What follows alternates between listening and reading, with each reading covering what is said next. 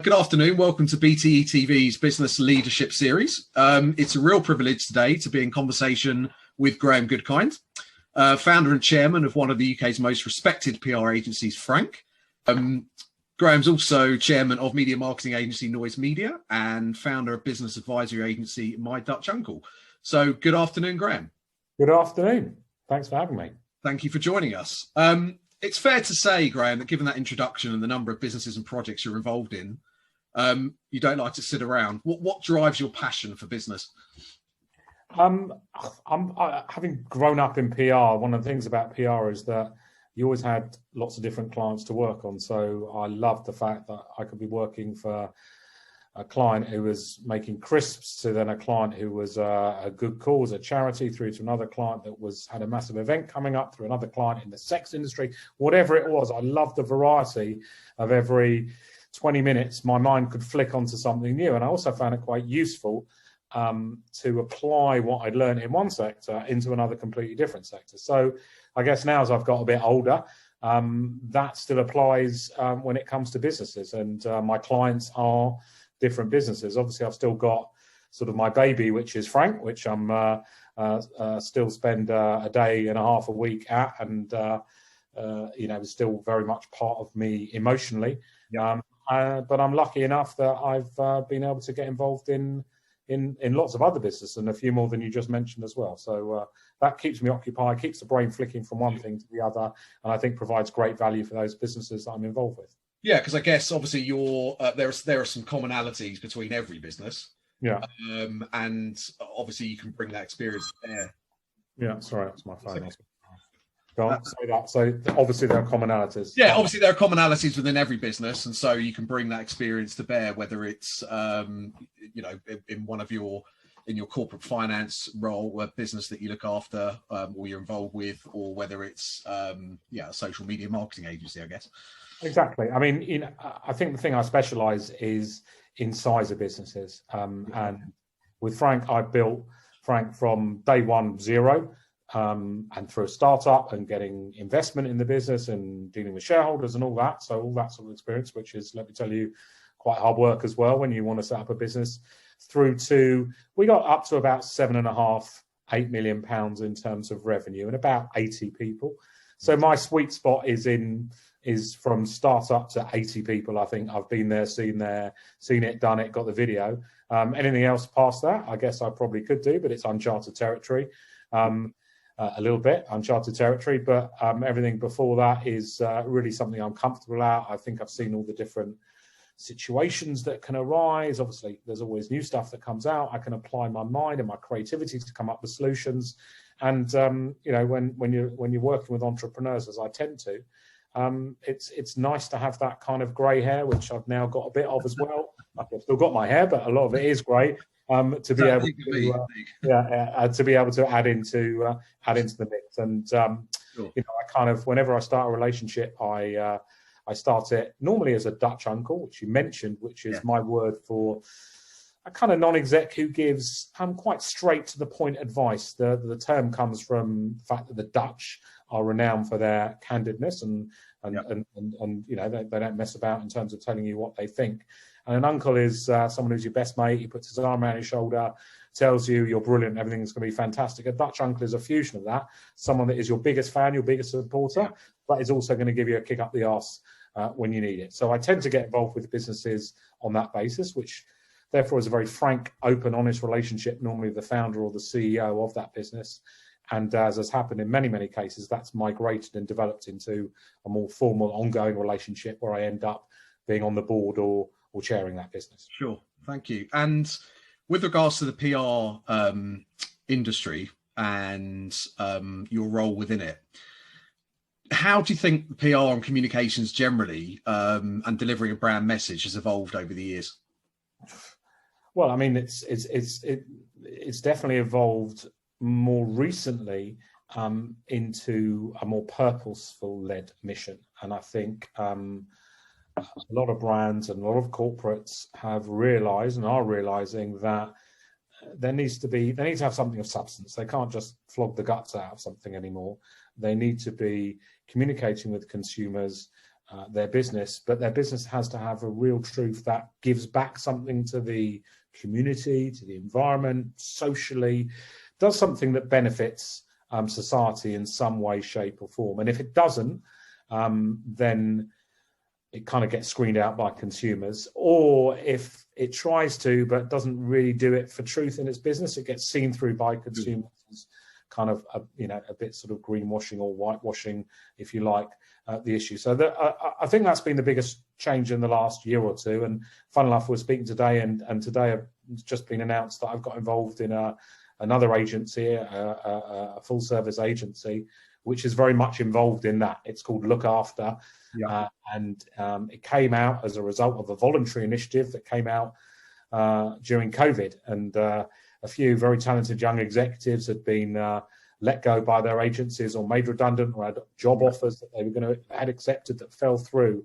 So they got together and just thought, well, we might as well use our time in a good way. And they started donating their time to not-for-profits and charities and other good causes that were looking after others. And I kind of wanted to help them when it happened, and I got speaking to them then. And over the last few months, that's developed from a pro bono charity initiative actually into a fully fledged business. And now that is a business that's working with brands that want to look after the world. And as I said, that's launched today. And I think that's a good direction that communications is shifting in for brands. And then on the other side of the coin, things have remained the same as they have done for 25 years in some instances. And the same things work just as well as they did 25 years ago. The art of publicity, the ability to sense and smell a story and then come up with an idea that people are going to talk about around the water cooler, are going to talk about around the dinner table down the pub, if we could ever go there anymore, share via social media on Twitter, whatever it is. Those sorts of ideas that get shared, whether it's by spoken word or by social media, they're just as important now as they've always been. That art of storytelling, and I think those are the two big things that I've noticed. That's for sure. And so you mentioned social responsibility. I guess that falls into, and I think the key word there, and you referenced it a minute ago, is authenticity. Mm-hmm. I think we all see brands or even corporate companies put things out there and you think, well, do they really mean it, as you said? So I think authenticity is key. Would you agree? Absolutely. And I think, stuff that isn't authentic gets exposed very quickly in today's world. So, and many companies have been accused of that and have really taken a hiding as a result of stuff that they might have done that didn't follow through all the way. And I remember my old boss in my first job. I mean, it just shows you that there is nothing new. This was a lady called Lynn Franks, who's quite a well-known lady, and it's where I started my career at Lynn Franks PR, where I started as a trainee and worked my way up over the years to the MD there, and spent a lot of time with Lynn, who was an incredibly passionate, insightful, wise lady, and had almost an uncanny ability to see the future. And even then, this would have been back in the 90s, 80s, even late 80s, early 90s, but certainly I started there in 1990. She was talking then about big companies that were doing something in the UK, but in another part of the world, they had sweatshops or they had this factory that wasn't, very friendly or whatever. And she was warning people then, you can't do this. This will get found out. In those days, media hadn't evolved to the extent it has now that you could get away with doing shit in one part of the world and being smelling of roses in another. And she was saying that's not going to happen for too much longer. Beware, beware, beware. And big corporates kind of brushed her aside a little bit, but meanwhile, she was absolutely spot on, and that's completely true today. And obviously, there's been a proliferation of communication channels. I mean, I guess specifically over the last 20 years, all different social media types and outlets, and the way we consume TV and etc. At this time, how can brands cut through all that? The power of an idea. For me, I've focused my career really in the consumer brands area, and that's the area that I know best. And having a talking point or having something to talk about for me has always been, the best way. And I came up, when I set up Frank, I came up with this word talkability, Yes. which was not only a sort of a catchy name, but also a methodology and process that, I tried to instigate within the agency as a tool for creativity, if you like. And it wasn't just about coming up with ideas. It was any old ideas without anything. It was coming up with ideas with talkability. And that was all about coming up with an idea that had a real key insight, whether that be a human insight, an insight on the way the world is going, an insight about that category or that marketplace, then making a little twist on it that would give you something to talk about it. So, to me, that's absolutely key to communicating and cutting through, like you say. If you've got nothing to talk about, then no one's going to listen and no one's going to care. And these days, the key to getting something shared on social media is to have that talking point that, it might be a bit of humor, it might be a bit of controversy, it might be a bit of sexual overtone in it or undertone even, it might be a basic bit of humanity, decency, charity, all those sorts of things. So lots of different triggers for stuff that we share, but you've got to understand that to be able to get the cut through for your clients. Sure. And within the, I guess, traditionally hard to reach age group, 18 to 25-year-olds, I know that you're chairman of Noise Media. Yeah. And if I'm correct in saying specifically that that's their sweet spot. That's their sweet spot, indeed. Yeah. And I guess that they are hardest to reach. How would brands access that demographic specifically? Well, I think the way Noise Media works is a nice combination of coming up with the right sort of content, understanding the content that demographic is going to consume, but that's combined with a bit of science and process where you're continuously, testing the right environment, the right timing, the right messaging that goes with it, and they kind of come up with a word, or we came up with a word together, which is a Noise Media sort of like bit of intellectual property of social tangibility. Is it's not just about getting stuff out on social, as many agencies do. It's about the tangibility that that's getting the results for you. So there's a lot of measurement that's involved, a full funnel approach, as they call it, which is trying to distill down what's going to work best and where and to whom. So that, there's a bit more science to it. It's not just let's just put a bit of content out there and spend a few quid behind it. What Noise Media does very well is exactly that full funnel approach, works out what's going to be most effective. Then once you've kind of got the most effective route, you perhaps double down on that, or do variations on the theme of that, whatever it might be. But they're spending their clients' money, and they're all about in a results business. And I guess running a PR agency or working in PR, it's kind of maybe more about awareness. Yep. Whereas in a business like Noise Media, it's actually conversion to sales there and then. Is in PR, it's a bit of a kind of, if we do this here, then this will be really good. We'll have this nice warm feeling about our brand, and then people will buy more. That's the sort of desired effect, and quite hard to evaluate the bit in between. In the case of Noise Media, it's completely easy to see how it's evaluated. Bit of content here.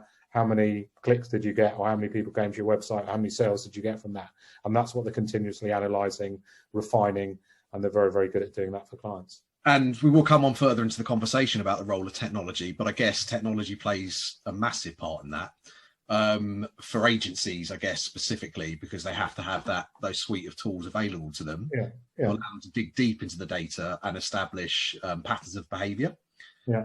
Have you seen, I guess you've seen that at first hand. Has that been an exciting development for you?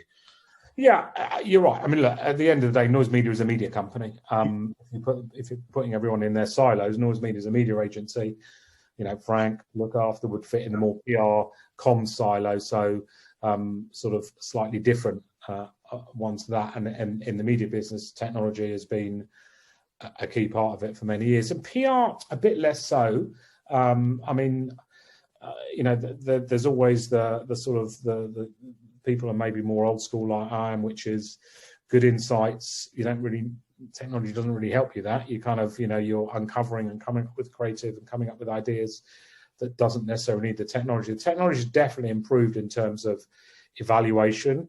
I was thinking about more about measurement, really. Yeah, more about measurement, less in terms of helping you do your job better, from my opinion. I still think a lot of core skills, that ability to storytelling, is kind of a learnt skill and is quite innate in some people, and technology doesn't quite work there. Technology definitely in terms of evaluation, in terms of audience segmentation, in terms of reporting to clients, much better, even in terms of media contact and databases that exist now to once you've got a story, to effectively sell your story to the world. The technology is fantastic now these days, and if I compare it to days gone by, that it was loads more manual labor was needed, and now it's a lot of it is more automated and works well. But yeah, I mean, technology takes you so far. I'm not sure this is ever a business that can get completely replaced by AI or computers as we get older. So I think humans have still got a good role to play. Well, that's good to know. That's good to hear. Yeah. And because a lot of people I speak to, they talk about businesses now more and more becoming data businesses, especially if they're trying to build communities and influence a community, and the role of data obviously is really important within that. You've been obviously involved in a number of startups. As you said, your sweet spot is sort of up to 80 staff, I think you mentioned. Yeah. What advice do you tend to give them when they're trying to build a brand and a product and service? And there's two types of startups. You have a startup which is, a few people, they have a bit of money, and then you've got startups that obviously get a decent injection of cash. Mm-hmm. If you've got limited human and financial resources, where's the best place to start, do you think, in terms of building a brand? Well, I mean, you touched on a few things that are important, and kind of, I guess, in no particular order. I mean, the first thing I always like to do is work through a plan, and have a really good business plan with a good set of financial targets behind that. And I think you do that even if you're not out to raise money. I mean, a few businesses that I'm involved with, we have gone out and have raised money, and that's been successful, and having investors involved has been good for the business. Others, in some cases, we've done this business plan, we're going to go out and raise investment, and then the business has come to us and we haven't needed it, but at least we've had a plan. So have a really good plan, direction of travel, try and have a vision for where you want to go is important, rather than just, I've got a good idea for an agency, I'm going to start it up. Yeah. The other thing is definitely have a business plan, because at the end of the day, when we talk about, I don't know, even in PR, we talk about a PR business. People get really excited about the PR bit and less about the business bit. And certainly in the PR industry, I've always found that loads of brilliant agencies doing brilliant work, kind of like everyone thinks they're doing well, fantastic. Yet when you look a bit further and look under the bonnet, business, they don't make a profit, they don't know how to make a profit, they're not. So you got to really think when you set up a business, am I going to make money out of this? Because normally a big objective is when you set up a business is making money. And Frank, I always had a plan in my head, which luckily came off, which was I always wanted to monetize creativity, and my plan in a nutshell is no big secret really, but I wanted to come up with an agency that prized creativity so highly that actually our ideas would be where we made the investment. So we never, and still don't, at Frank, have ever charged for time. So there are no timesheets, which is, again, goes against the grain a bit of certainly most agencies our size. And when we've grown to the size that we have done, not to have timesheets, everyone goes, how can you run your business like that? Yeah. Well, very easily and very profitably as it goes. Because we were trying to sell ideas. And if we sold ideas to a client, then it would be up to us to spend how much time we'd spend doing it. And the better idea we came up with, the less time we had to spend on it, because it's like you had a great idea, it would go pretty much everywhere, it would go viral, to use to use another term, and you just watch that story take off and spread around the world on all sorts of media, whether it be traditional or social media. And that came through quality of idea. And sometimes, with an idea, you can have an idea just like that in the bath, in the shower, walking the dog, whatever it might be, can where a good idea comes. So you shouldn't really charge for time based on that. So that was the Frank model. Let's come up with ideas, let the ideas do the talking, let them do the hard work for you, not the resource and stuff. So everyone say, wow, how do you make so much money? Is that because you're efficient? And we were very efficient. It was a very efficient model and very efficient agency. So if you're starting up an agency, have an idea how you're going to make money out of it is really important. And the last point you talked about was the brand. and have a brand. And don't forget the importance of what you stand for as a brand, and whether that be a marketing services agency or anything. You've got a new business now. Think what your brand stands for. Try and communicate it. Try and do your own PR. They often send in PR agencies, the worst people at doing the PR are the PR agents as well. I made sure that wasn't going to happen, and I made sure since the start that we'd always be friendly with and communicating with our trade media, and always try and keep our profile high. And sometimes you have to take the highs with the lows. Not every article is going to be nice about you, but it's important to have a profile, and it's important to know what your brand stands for. So you've got to get that straight in your head and then communicate it. Okay, thank you for that. And if you're as I said, if you're a smaller business, and I speak to people regularly about this, sometimes they don't know where to start in terms of promoting their product or service. Specifically, let's talk about social media. And I think there was a stat, business pages on Facebook, 90% of them have only had like 3 or 4 posts, because everyone starts up and I'm going to start a Snapchat page, and I'm going to start Instagram, and I'm going to start Twitter. And then they realize, God, how can I can't keep up with all this. Yeah. Do you feel it's better for them just to focus on one for a period of time and get that right before trying to do all of them? Or I think they change, and what's going to be your most useful method of promoting yourself can change every few months. I think currently, LinkedIn seems to be, or definitely is, a very important marketplace for services. In a business context. I think the other way is good old-fashioned connections and contacts. I mean, I guess it helps the longer you've been about, the more people you've met, the more people you know. Yeah. And certainly for me, yeah, exactly. Certainly for me, and I love that. It's kind of, I always enjoy being a business where you meet tons and tons of different people. As you get a bit older, you sometimes struggle to remember names and faces together a little bit sometimes. So maybe appear rude, even though it's just a bit of old age creeping in. But I was never very good at that anyway. But remembering names and faces. But you kind of that's why we wear name badges at events. You see. That really helps, exactly. The events, you had it sus at the events industry. Yeah. But keep your connections open, keep connected with people. You kind of never know what's going to happen. Always talk to people, always make time for people. And anyone will tell you in this business, I'm happy. Talk to absolutely anyone about anything. You never know what's going to happen. Some of them have been a complete waste of time. Others have been, the best things I ever done. I look back on stuff I've done, and at the time I thought, oh my God, why am I doing this? Why am I schlepping here or going here or whatever? And you know what? That's where I happen to have made some great connections that have either Can you give us an example of one of those? No, you mentioned it. I guess they call that serendipity. Is that right? Serendipity, exactly. And kind of with the current state of affairs that we're in with COVID and stuff like that, all those moments disappear, unfortunately. I'll tell you one moment. It was yonks ago. It was early days of Frank, so it was early 2003, something like that. And I remember I got invited to do a talk on PR in Manchester. I think it was Manchester or Liverpool, it was like the University Guilds Association. I had no idea what it was. I said, oh, yeah, sure, I'll do it like that. And I went up and I talked to I don't know, they were like people from universities, marketing managers from universities about PR, probably about talkability I talked about. And I don't know. Anyway, that evening I was sat in the bar, and the other guy who had just come up to do one of the talks was a guy called Danny Rogers, who's the editor of PR Week, who I didn't know. We ended up being in the bar that night. I remember there's a football mate, he's a big Chelsea fan. I'm a big Arsenal fan. I think we were watching United in the Champions League somewhere, not one of our teams. We're having a couple of pints and a good chat watching the football. And Danny went on to become, editor of PR Week. He's a good mate today. We still speak. He's still editor of PR Week. I was now editor of the whole of the group publications in that Haymarket stable as well. And and that would never have happened if I'd done it. Also, speaking the next day, and when I got the train home, was a lovely fella called Jim Hawker, who had a small PR agency at the time called 3 Pipe, who has gone on to tremendous things with 3 Pipe, built it into a great business, sold it. We've always kept in contact. I know we always talk the whole time. He's a brilliant font of information. We almost did business together, almost bought his agency several years later. He still speaks today about other ideas and investments. I mean, they were two, lovely people. And as a Fulham fan as well, we talk a bit of football sometimes as well. You can tell I like football.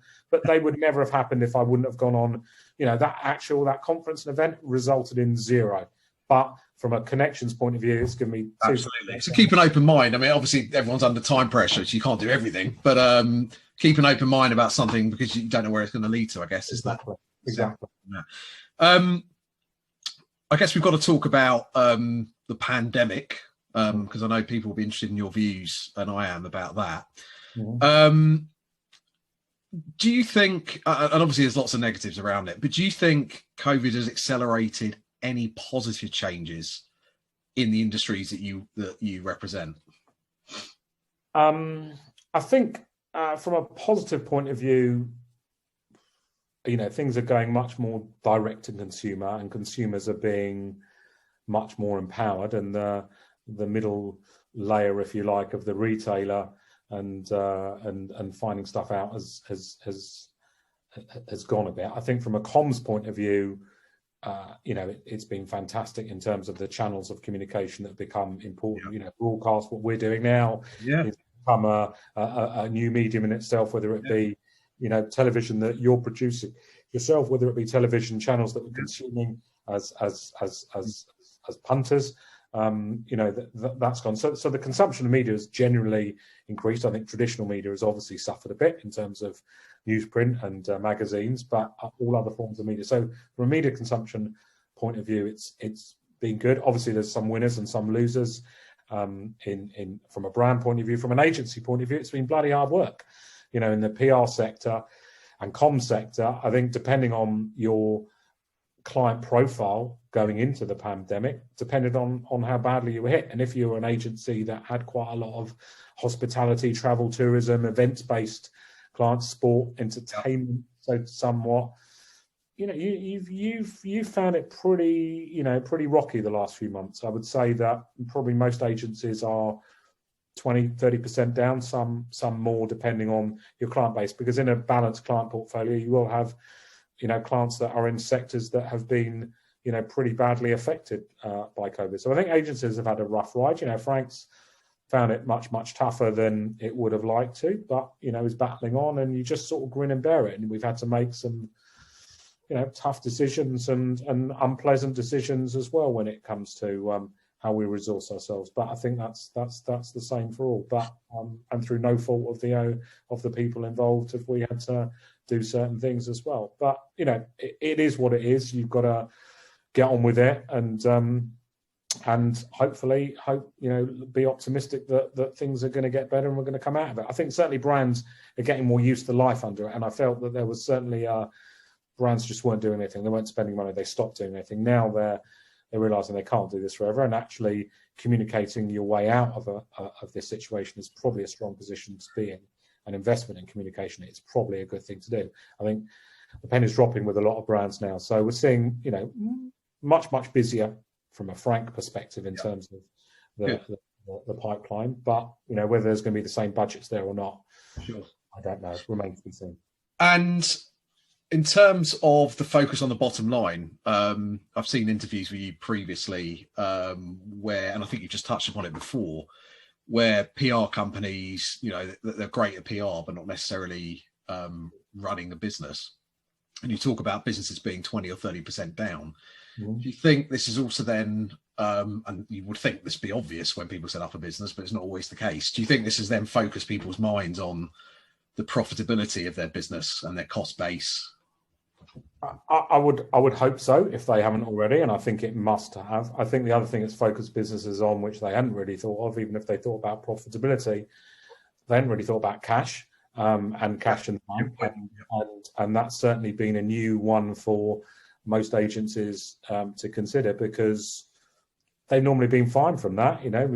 Bill in advance if you can, have the money up front, make a profit, and it was, we're always quite good from a cash flow point of view, and that's the bit that's been hit a little more than it has. So I think it's probably made PR agency leaders better business people, because they've had to look at stuff instead of just it all washing through and things happening because they're happening. I think some of them might have been in difficult positions that they didn't really want to be in, and I think some have struggled to make decisions. And sometimes in life you've got to make a decision, and a lot of people prevaricate and postpone making decisions, and the only thing that's worse than a bad decision is no decision. And I think that's been the case a lot of the time as well.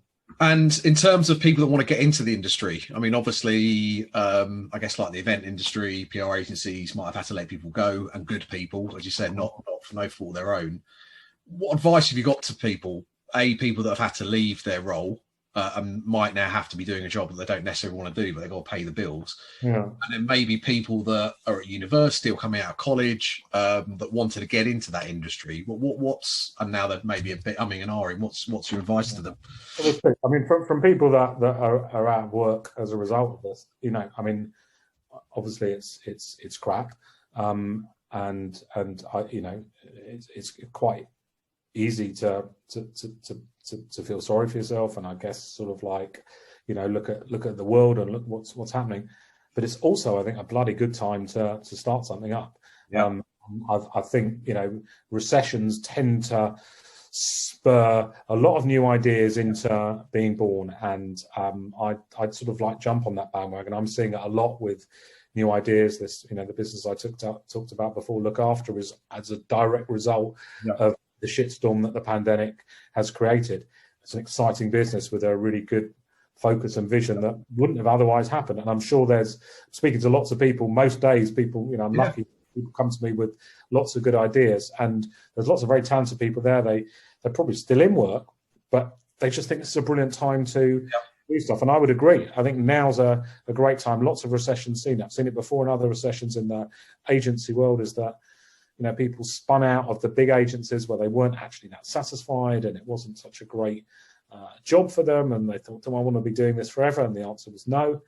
They had an idea and they went for it. And I think now's a good time. What's there to lose? I mean, finishing up on sort of the PR industry, if you like, can you give us your view on the favourite brand or product campaign that you've seen, whether you worked on it or just from a general perspective?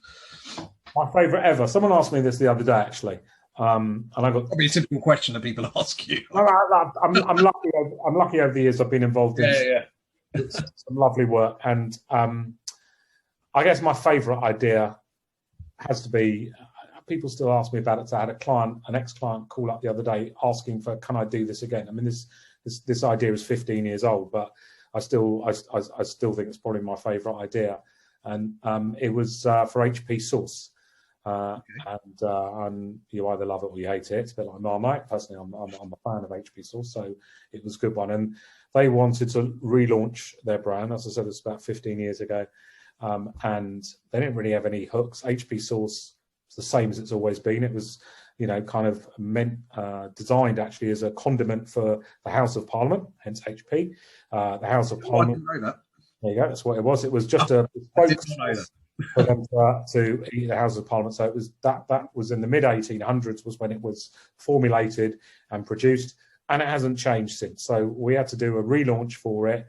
There was nothing new to launch. It'd been the same product, the same packaging, picture of Big Ben and the House of Parliament on the front, if you notice the bottle, but they had to get it talked about. So how were we going to do that? So we're going to go on air with an ad campaign. So I remember looking at the problem and looking at the issue and kind of trying to come up with an insight. And HP Source was invented in the 1800s. It was a real kind of proper British thing. I looked at other stuff for inspiration. And the other thing that was invented around about the same time was the sport of snooker.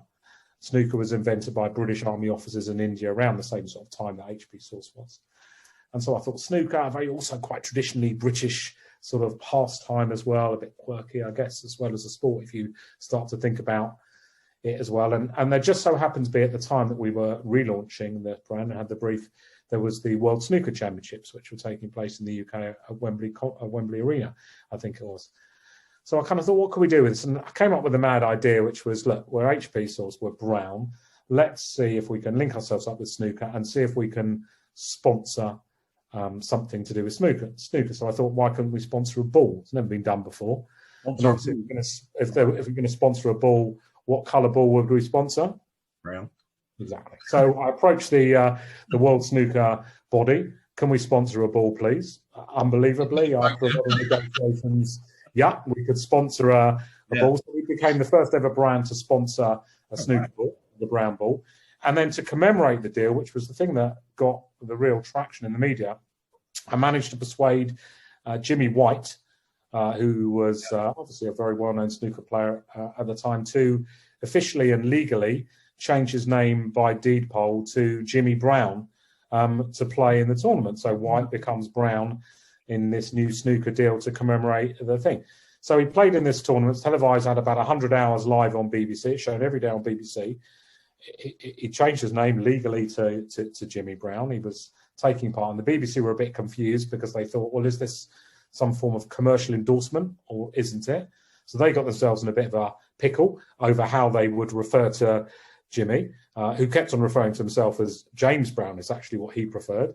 Instead of wearing the black tux and black bow tie playing, he wore a brown tux and brown bow tie, and really, he really went with it and loved it. Anyway, this campaign went everywhere. It was controversial because the BBC tried to ban him. We then sent legal letters from his lawyer saying, here's the deed poll certificate. This is my legal name. This is what I am. Please call me it. It went everywhere. And this were the days pre-social media. On social media now, it would have been everywhere. Actually, I remember on a serious level, business magazines were writing about, is this the future for sports sponsorship? Because this was at the time a lot of the tobacco sponsors had pulled out and alcohol sponsors were having trouble sponsoring sport. Maybe some more inventive and creative ways of sponsoring might be useful. So it kind of had everything in it as you want from the story. And I still get clients today say, can you come up with another Jimmy Brown, Jimmy White, HP source idea for me, please? Just because that really encapsulates talk about it. That's my favourite campaign. Thank you for that. I mean, it's interesting because I think Paddy Power do a lot of that, don't they? Not necessarily getting people to change their names, but I guess it's a bit of product placement, but also it's that sort of quirky, clever and controversial. You're right. There's a lot of brands do it well. Paddy Power do it well. I mean, they have a few misses as well that you're going to, I guess, do miss the mark. And I think that's it with creativity. You kind of got to realise that not everyone's going to be an award winner, but the better agencies get more right than they do wrong. Moving on to the events industry, because obviously a lot of our audience will be from that space. Can you give me your view on PR's relationship with events? And I know events is a broad church, so you might want to give us one or two examples.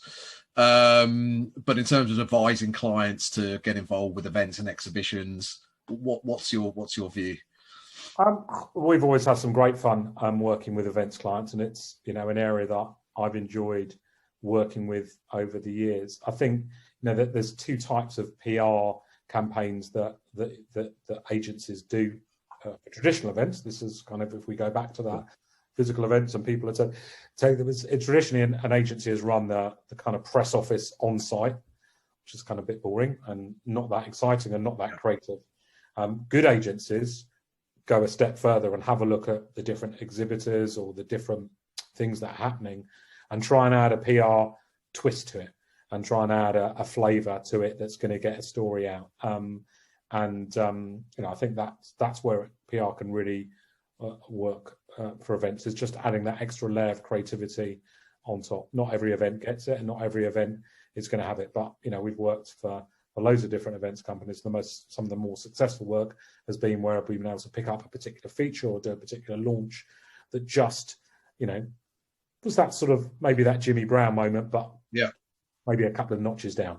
Sure. And with regards to the proliferation of virtual events over the last, over recent period, last 6 months, I guess.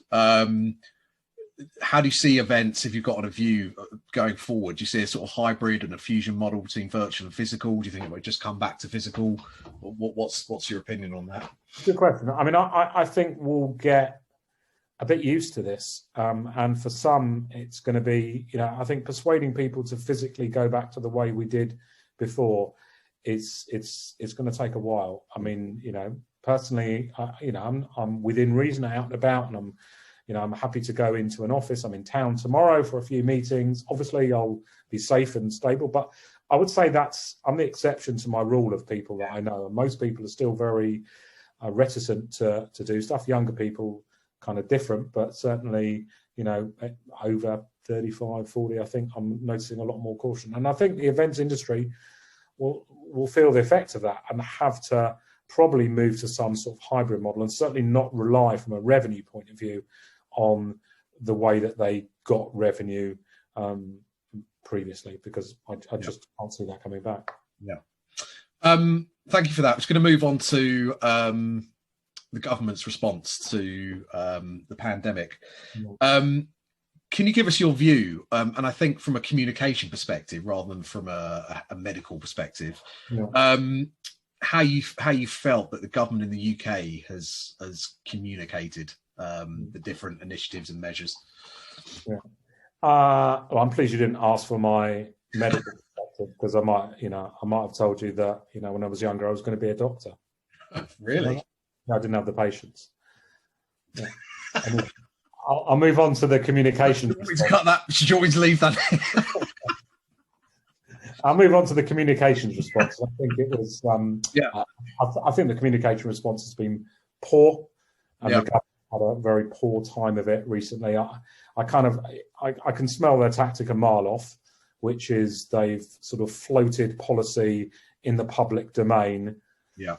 See what sort of thumbs up or thumbs down it gets, or whatever it gets from the media or the public, and then either make it policy or not, which is a poor way of leading, in my dangerous as well. I mean, and a poor way to communicate. I think you've got to be quite clear and concise in your communication. I think they definitely haven't been that. I mean, it's anything but concise. It's very mixed messaging, and it's very poor. So for communication all round, let alone how your personal opinion might be, how they've handled the crisis, just from a leadership point of view, but from a comms point of view, I think it's been absolute rubbish, to be honest. And that's speaking as a comms professional.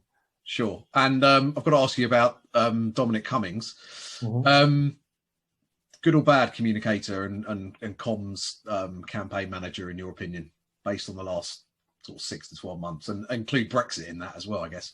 Well, I think you've always got to do in communication. You've got to stand up and be counted, and it's pretty blatantly obvious to most of the population that, maybe it's too strong a word to say, lied to everyone, but he certainly made us all out to be complete idiots in terms of his explanation, near the start of the coronavirus. And for me, he lost trust and credibility. So any communication from an untrusted source is automatically devalued. And I'm afraid whatever communication has come since comes from a source that you just don't find believable or credible, and is always going to therefore affect its ability to communicate, which is not. And I think the government have probably been guilty of that across more than just Cummings as well. Yeah, and in the end, if I guess if he and others, and this just goes for other situations, had told the truth about probably what was you could argue a small indiscretion, it might have closed it down. Then you might have had a bit more trust in what he said in the future. But the fact that he didn't, as you say, I write about it quite a lot, and I've written about it before in PR titles before, about openness, honesty, truth, saying sorry when you cocked up, all those things. It's natural, if Cummings had just said sorry, it would have counted for a lot. Going back to Labour and Corbyn, if we're talking about politicians, and if you'd have said sorry for offending the Jewish population of the UK, okay, you still might not have liked him, but at least you'd have been, would have stood up and said something. But constantly evading, not being able to tell the truth or apologise, not being straight with people, I don't understand it myself, because it undermines any ability going forward to communicate or hold trust. And talking about good communicators, and you've spoken about the UK government, Donald Trump. What's your view on the way that he communicates and also uses social media? Trump. It's a big subject. Look, as a communicator, he did very well in the last election. You've got to remember he got elected, and that was on the basis of communication. Anyone that said anything bad about him, he cried fake news. And so no one, so all his people that loved him believed him. Whether that's wearing thin a bit or not, I think it probably looks like it is in terms of the opinion polls. But, he's got his own method of doing something, and it works for him. Do I like it personally? Not really. Not at all, in fact. But it kind of worked for him last time. Will it work this time around? Doesn't look like it, but I'm pleased I'm not living in America, because I think the choice of leadership's options there is pretty poor. At least we have options now in the UK that are probably better than that. Coming on to leadership, what do you think the most important attributes of a successful leader? Good question. I think the first thing is empathy and understanding. I think good leaders, take time to see how people think, how they feel, how they tick, how they operate, understand people in that organizations, their needs, their requirements, both professional and personal. When stuff goes wrong, they, sort of put their arm around the shoulder, or they show sincerity and help where they can. So I kind of classify that under empathy. I think that's massively important in leadership today. And it's a softer skill, that emotional intelligence. And I think that emotional intelligence is really important. I think a good leader also has to have some kind of vision and some kind of mission, and be able to communicate that. So, the only way that people are going to pull with you is they get excited too. And that often comes through founders or the people that set up a company. It's quite intoxicating sometimes, that leadership, and it's quite powerful when it's put in the right direction. And I think the last thing is they've then got to do it. They've got to lead by example, and you've got to get your hands dirty. You've got to be, if you're telling the whole company that you want, you like people to work a bit more from the office. Yep.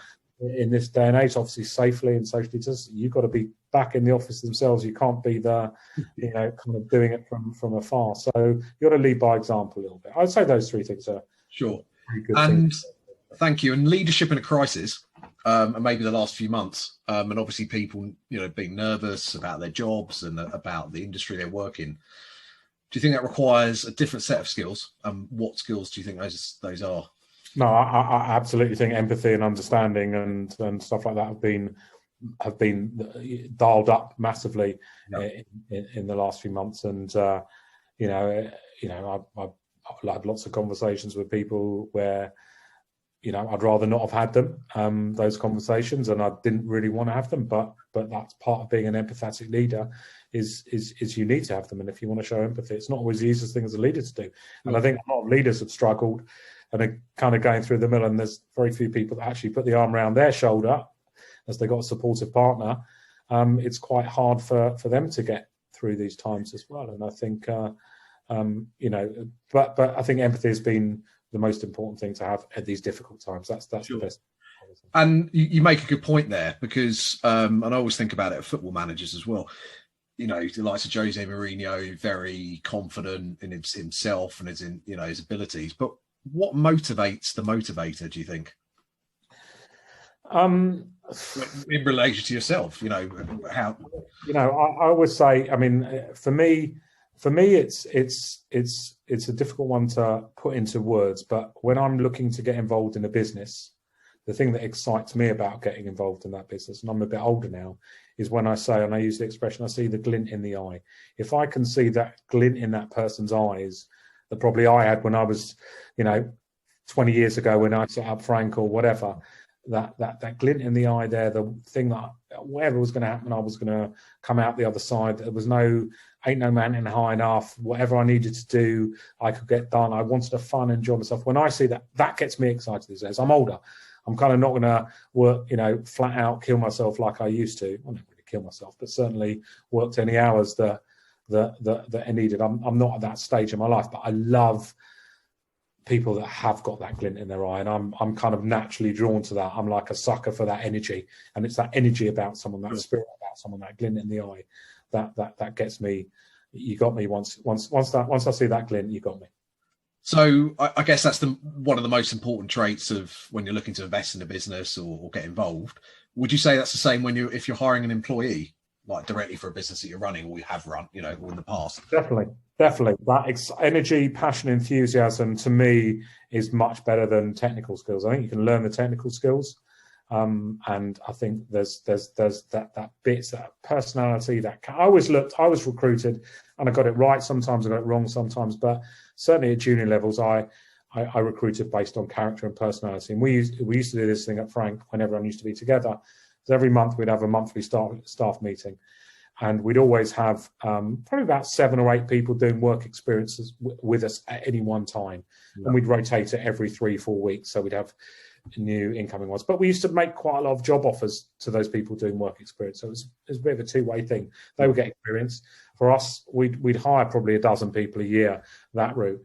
And the people that I hired you couldn't really tell whether people were going to be technically good at their job or not, but you could see their personality and character, the way they stood up in that staff meeting. The thing I used to do was make everyone do however long they wanted, 2, 3, 4 minute, whatever it was, a presentation to the whole company, which was for some people was probably the most scary, daunting thing they'd ever done.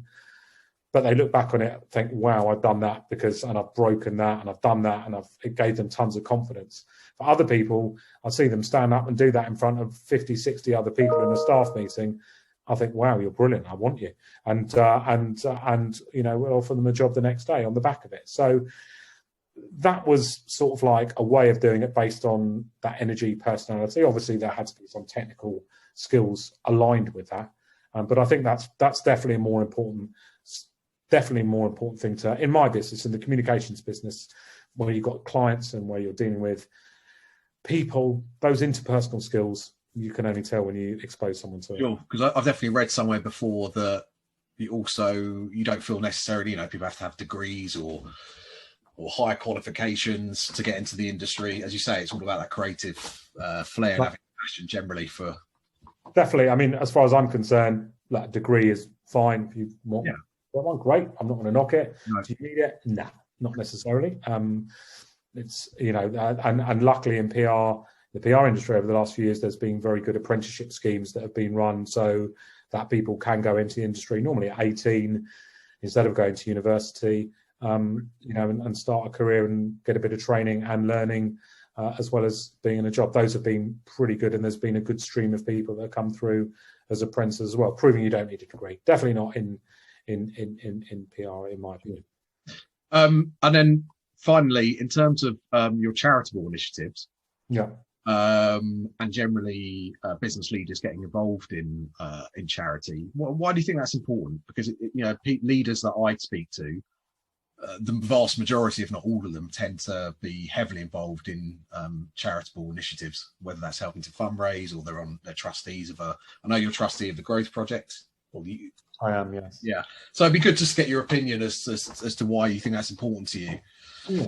I mean, look, personally, I like getting involved in causes that are close to my heart. And that might just be from advising or spending my time with people through to more formal appointments. I like doing them as well because of, again, what I touched on earlier about a lot of the people you come across. Lots of good causes. Hard to say which cause is more worthy than another. Yeah. And you're always trying to help anything as long as you've got the time. But I like getting more involved with things where I like the people that I'm involved with. And you mentioned the Growth Project, which is a really nice initiative. It came about in Australia originally and was designed to match up charities with business leaders. The charities get it for free, so they apply to go on the Growth Project. The business leaders have to pay for it, and normally their companies do so as part of their development programs and their personal skills growth. So the companies pay for the employee, normally a senior manager in the business, to take part. They're then matched by the Growth Project with a charity, and they form a cohort. So there might be, currently in the Growth Project, there's 10 charities, 10 business leaders. And they take part in about 7 or 8 structured learning events in a year, whereby they come together. There might be a session on leadership. There might be a session one was on storytelling recently. There might be one on, financial skills, whatever they might be. There's 8 different segments that they attend together. And then it's a very structured process about how they then work with each other after that. And what you find is that the charity gets tremendous value because it's getting one-on-one expert advice from someone in the real commercial world, I guess. And that person from business is learning new skills and learning about stuff and approaching business and problems and issues that they wouldn't have had to in their very structured way that they might be in their job. So everyone's getting benefit out of it. And I just think it's a really nice way for businesses and charities to coexist in this setting. It's run by 2 very inspiring individuals, Paul Friedman and Nicole Sorrell, who I've known for a while, who the main reason that I'm involved in it as well, because their work is great. And like I said, it's great to do stuff with people that inspiring in their ways as well. And we're just coming to the end of year one of that, and hopefully we'll do 2 cohorts in year 2, and then I think the objectives are to grow more. But it's a real organisation where you're learning what you've done this year, and then you're trying to improve it for next year. And obviously it's been affected by COVID, because at the start of the year these situations took place for real and physically. Now it has to be more virtual, and they've adapted brilliantly to the hurdles that have been thrown in their path. Excellent. Graham, it's been absolutely fantastic. Thank you very much for your time. And I just want to, say thank you. And it's been really engaging and informative. We've covered a wide range of topics. Yeah. I really enjoyed it, and I just hope that BTE TV goes from strength to strength, and you'll have better guests than me coming up. Don't be so humble. Humility will get you everywhere.